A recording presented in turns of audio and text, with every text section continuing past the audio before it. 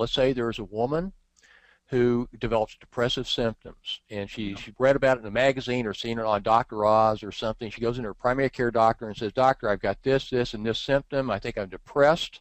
The doctor says, "What's going on in your life?" And she says, "Well, nothing really. I mean, I got a normal life. Everything's okay, but God, I'm depressed." And it's not that she's trying to mislead the doctor, but she may be unaware of the fact that in fact, there are problems. Let's say in this case, the problem is that in her marriage of 15 years, there's been this gradual distance that's been growing between she and her husband. It's been very subtle and gradual, but at some point, there's no intimacy. They're not connecting. She starts to get depressed. She's not clearly aware of what's causing that, so she thinks that it's just a biological imbalance or something like that. And so the physician might say, "Well, here, try this medication." Now here's the truth.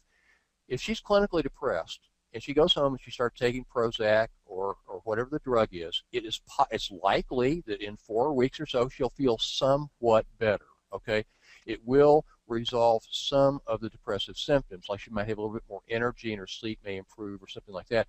But I mean, the question is, how much Prozac do you have to take to make it okay to stay in a marriage where it's an emotional wasteland?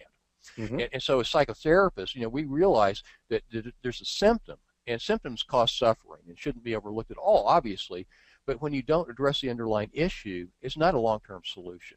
And so I think that our stance has to be that if we see that there are clear-cut personality problems, relationship problems, there's trauma, abuse, or whatever the psychological sources of difficulties are, even if the antidepressants might be a part of the treatment package, I think we've got to have a strong voice in saying, but in my clinical opinion, here are some issues that are enormously important. And my guess is you probably know that too.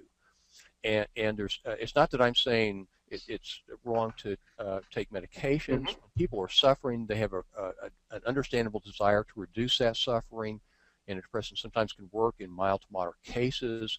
But I think that it's not appropriate for us to be silent when we see that there are other issues that go unaddressed.